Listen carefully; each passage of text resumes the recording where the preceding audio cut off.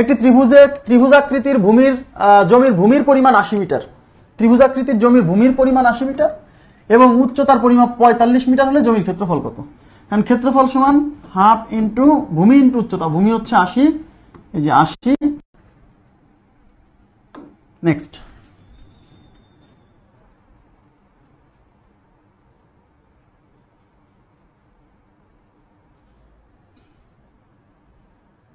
আচ্ছা, একটি ত্রিভুজের ভূমি হচ্ছে 6 সেন্টিমিটার এবং উচ্চতা 5 সেন্টিমিটার হলে ত্রিভুজটির ক্ষেত্রফল কত? আচ্ছা, ভূমি 6 সেন্টিমিটার, উচ্চতা 5 সেন্টিমিটার, ত্রিভুজটির ক্ষেত্রফল কত? তাহলে হাফ ইন্টু ভূমি হচ্ছে 6, উচ্চতা হচ্ছে 5। দেখেন এইটা দিয়ে যাবে 3 বার, 3 5 15, তাহলে উত্তর হচ্ছে 15 বর্গ সেন্টিমিটার। 15 বর্গ সেন্টিমিটার, 15 বর্গ সেন্টিমিটার। জি, নেক্সট। আচ্ছা,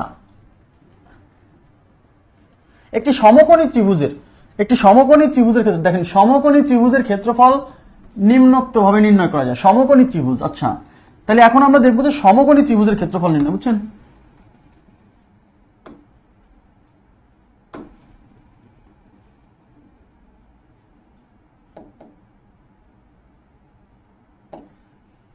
আচ্ছা, সমকোণী ত্রিভুজ, আমার কথা হচ্ছে ত্রিভুজ যদি বলে সেটা সমকোণী হোক, যাই হোক, what ever it may be, half into ভূমি ইন্টু উচ্চতা, অলওয়েজ হাফ ইন্টু ভূমি ইন্টু উচ্চতা, ঠিক আছে?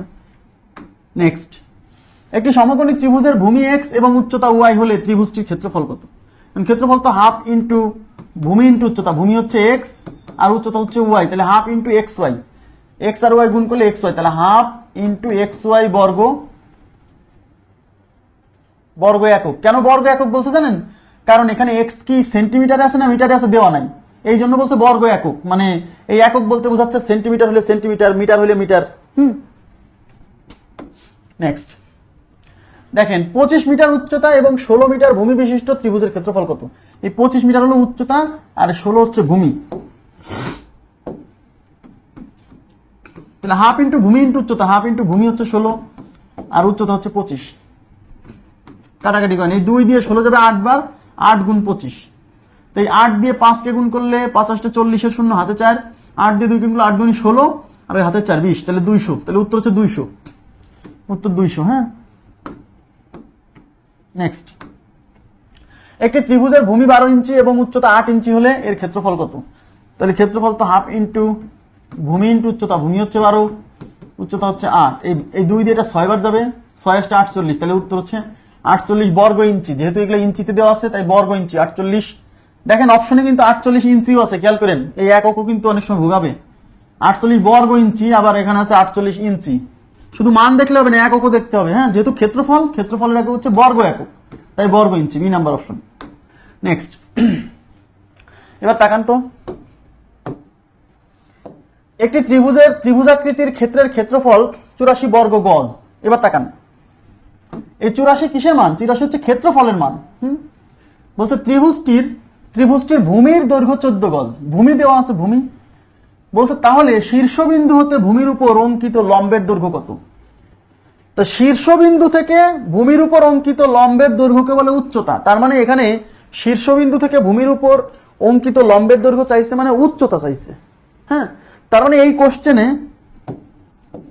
কোশ্চেনে আমাদের এরিয়ার সূত্র কি? এরিয়াকে এ দ্বারা প্রকাশ করছি, area is equal to half into ভূমি ইন্টু উচ্চতা। এই উচ্চতাকে আমি এইচ দ্বারা প্রকাশ করলাম, যেহেতু উচ্চতাটা নির্ণয় করতে বলছে। এবার এই এরিয়ার মান দিয়ে আছে 84, তাহলে এটার মান 84 আমি বসাই দিই, is equal to half into এই ভূমির মান দিয়ে আছে কত? ভূমির মান 14, আর আমাকে বের করতে হবে এই উচ্চতা। এই উচ্চতা যেহেতু বের করতে হবে, ওইটাকে আমরা এক্স ধরলাম, এইচ ধরলাম। এই 2 দিয়ে 14 যাবে 7 বার, তাহলে 84 ইজ ইকুয়াল টু 7h। যেহেতু আমরা এইচ বের করবো, তাহলে 7 এই পাশে গুণ আছে, এই পাশে এসে ভাগ হবে, তাহলে এই পাশে 84 আছে আর এই 7 এই পাশে গুণ আছে, এই পাশে এসে ভাগ হলো, ইজ ইকুয়াল টু এইচ। এই 84 কে 7 বার হতে 84 সরাসরি যদি না কাটতে পারেন, 8 এর মধ্যে 7 যাবে একবার, থাকলো 1, 1 এর পরে 4, 14, 14 এর মধ্যে 7 যাবে 2 বার, তাহলে 7 দুগুণী 14, তাহলে এইচ ইকুয়াল টু 12, তাহলে এইচ ইজ ইকুয়াল টু 12। আর যারা ভালো বোঝে, এটা গজ হবে, উত্তর হবে গজে। কেন গজে হবে? যেহেতু ক্ষেত্রফলটা বর্গ গজে ছিল, ভূমিটা গজে ছিল, তাইলে উচ্চতাটাও গজে আসবে। ঠিক আছে,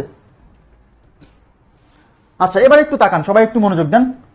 যে ভালো বোঝে সে কিন্তু এই লাইনগুলা করবে না, এই লাইনেই সে সমাধান করে ফেলবে।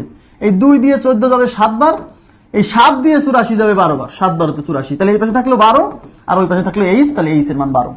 সে আর ওই ভাগ টাক করবে না, সে জানেই তো যে 7 এই পাশে এসে ভাগ হবে, তাহলে ভাগ করে কাটাকাটি করার চেয়ে একবারে কাটাকাটি করে দিই।